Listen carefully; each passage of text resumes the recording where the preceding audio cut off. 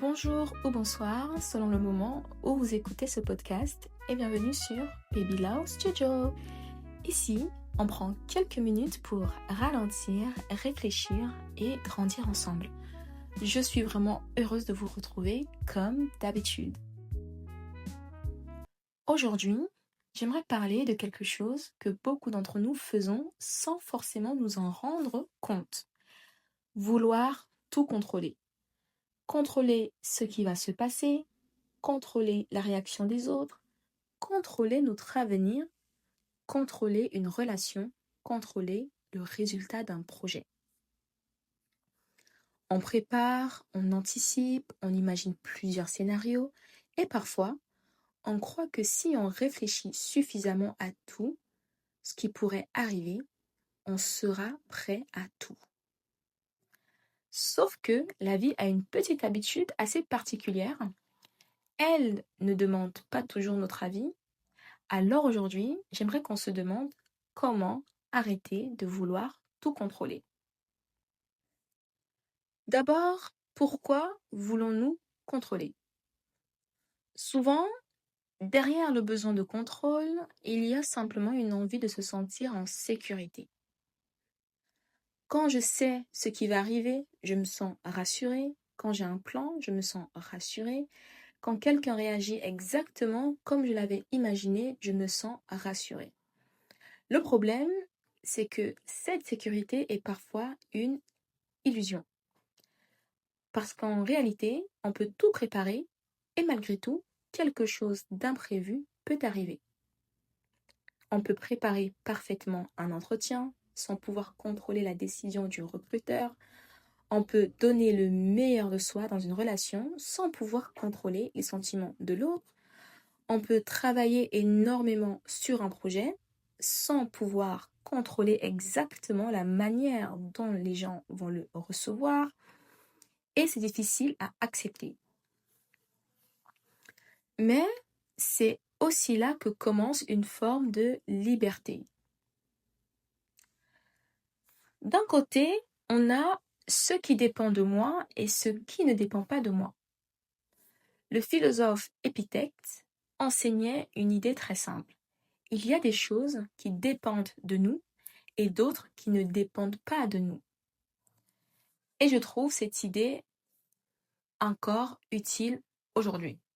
Prenons un exemple très simple. Vous avez un entretien demain. Qu'est-ce qui dépend de vous? Vous préparer, être à l'heure, connaître votre parcours, faire de votre mieux. Qu'est-ce qui ne dépend pas totalement de vous? Les autres candidats, l'humeur de la personne en face, les besoins internes de l'entreprise et finalement la décision finale. Mais parfois, on consacre énormément d'énergie à cette deuxième partie, à tout ce qu'on ne contrôle justement pas. Alors une question peut vraiment aider. Dans cette situation, qu'est-ce qui dépend réellement de moi? Et ensuite, mettre notre énergie là-dessus. Arrêtez de confondre préparation et contrôle.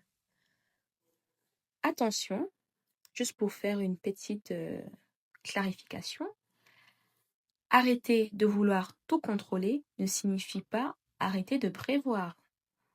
Préparer quelque chose est utile, organiser sa vie est utile, réfléchir avant une décision est utile. Le problème commence lorsque nous voulons une garantie. Je peux préparer mon projet, mais je ne peux pas garantir son succès. Je peux avoir une conversation honnête, mais je ne peux pas garantir la réaction de l'autre personne. Je peux faire attention à ma santé, mais je ne peux pas contrôler chaque événement de ma vie. Et peut-être que la phrase à retenir est simplement celle-ci. Je peux influencer certaines choses sans pouvoir les contrôler complètement. Faire la place à l'imprévu. Il y a aussi une petite habitude que je trouve intéressante. Lorsque quelque chose ne se passe pas comme prévu, au lieu de penser immédiatement tout est foutu, essayez de vous demander D'accord. Maintenant, qu'est-ce que je peux faire avec ce qui vient d'arriver? En effet, on ne contrôle pas toujours les cartes que la vie nous donne, mais on garde souvent une marge de choix sur la manière dont on va les jouer. Un projet échoue, peut-être qu'on peut comprendre pourquoi. Une personne part, on ne peut pas la forcer à rester, mais on peut décider de la manière dont on va se reconstruire. Une opportunité disparaît, on peut être déçu et malgré tout continuer à avancer. Le contrôle cherche à empêcher l'imprévu, la capacité d'adaptation, elle nous apprend à vivre avec. Alors, maintenant on va passer au petit exercice. Aujourd'hui, si quelque chose vous préoccupe beaucoup, prenez une feuille ou simplement votre téléphone et faites 2 colonnes. Dans la première, ce qui dépend de moi. Dans la deuxième, ce qui ne dépend pas de moi. Et soyez vraiment honnête. Parce qu'on met parfois énormément de choses dans la première colonne alors qu'elles appartiennent à la deuxième. Je vais vérifier, hein. Puis, regardez la première colonne, c'est là que votre énergie doit aller. Pas dans les scénarios, pas dans les suppositions, pas dans les réactions que vous essayez d'imaginer. Dans ce que vous pouvez réellement faire aujourd'hui.